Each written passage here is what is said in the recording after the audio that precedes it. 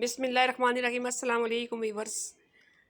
आज मैं आपको बहुत ही आसान सी इंस्टेंट हरी मिर्च का अचार बनाना सिखा रही हूँ। ये देखें, मैंने हरी मिर्चें ली हैं, तकरीबन 250 ग्राम के करीब ली हैं मैं। और मैं इनको इस तरह साफ़ करूँगी। जो पीछे से मिर्चें ख़राब हैं वो भी उतार रही हूँ। जो पीछे से बिल्कुल जो ख़राब है वो सारे पीस इसको रिमूव कर रही हूँ। और हरी मिर्चों को मैंने पहले अच्छी तरह वॉश किया। वॉश करके मैंने इसको सुखा लिया। सुखाने के बाद फिर इस तरह इसके डंठले वगैरह मैंने सारे रिमूव कर दिए, ठीक है। और हरी मिर्चें बिल्कुल मेरी ड्राई हैं। उसके बाद मैंने 1 टीस्पून हल्दी ली है, और हल्दी और 1 टीस्पून मैंने नमक लिया है। इन दोनों को अच्छी तरह मैंने मिक्स कर लिया है।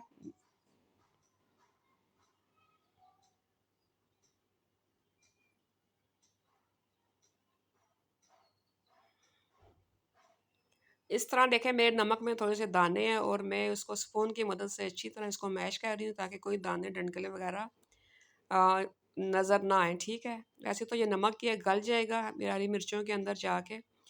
तो मिर्चों को मैंने इस तरह आगे से काट के, ये देखें, इस तरह आपने काटना है लंबाई में। आप इसके 2 पीस भी कर सकते हैं, आपकी मर्ज़ी है।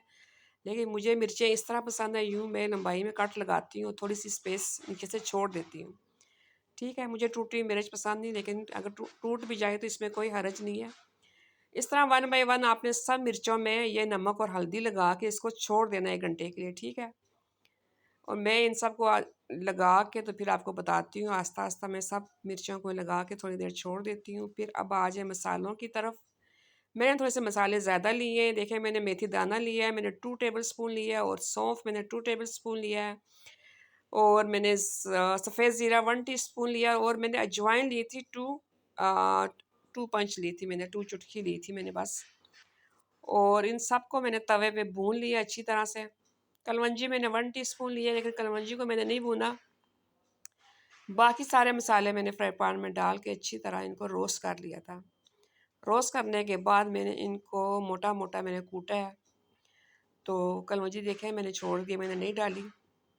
ये देखें, मैं इसको ऐसे ही रोस्ट कर रही हूँ ताकि मसाले जल ना जाएं लेकिन रोस्ट हो जाए। अब मैंने इन सब को इस मिर्चों में डाल दी हूँ। मिर्चों को मैंने नमक और हल्दी लगा 1 घंटा छोड़ दिया था। अगर इसमें पानी है तो पानी रिमूव कर दें आप, अगर पानी नहीं है तो फिर इसके ऊपर मसाले डाल दें आप। तो सबसे बेस्ट है, अगर इसने पानी छोड़ा है तो आप वो पानी इसका रिमूव कर दें, वो पानी ना जाए अचार में, ठीक है। अब ये सारे मसाले मैं अच्छी तरह इनके अंदर मिक्स कर रही हूँ। और थोड़ी सी हल्दी मैंने और डाली है इसमें, और थोड़े से लेमन है, मैं वो भी इसके अंदर निचोड़ दूँगी।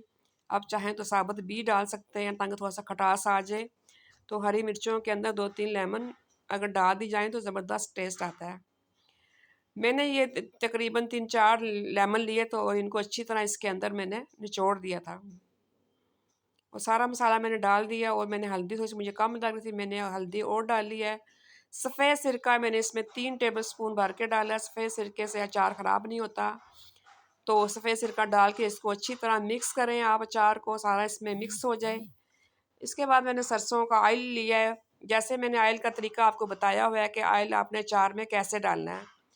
आप मेरी वीडियो देख सकते हैं जिसमें मैंने अचार में तेल डालने का तरीका बताया हुआ है कि तेल को आपने कैसे तैयार करना है अचार के लिए, ठीक है। और मेरे पास ये वही तेल है, मैं वही तेल इसमें तकरीबन 4 से 5 टेबल स्पून डाल रही हूँ। आप चाहें तो ज़्यादा भी डाल सकते हैं। ये इंस्टेंट अचार है तो तकरीबन ये ओनली 1 वीक ही चलेगा आपका।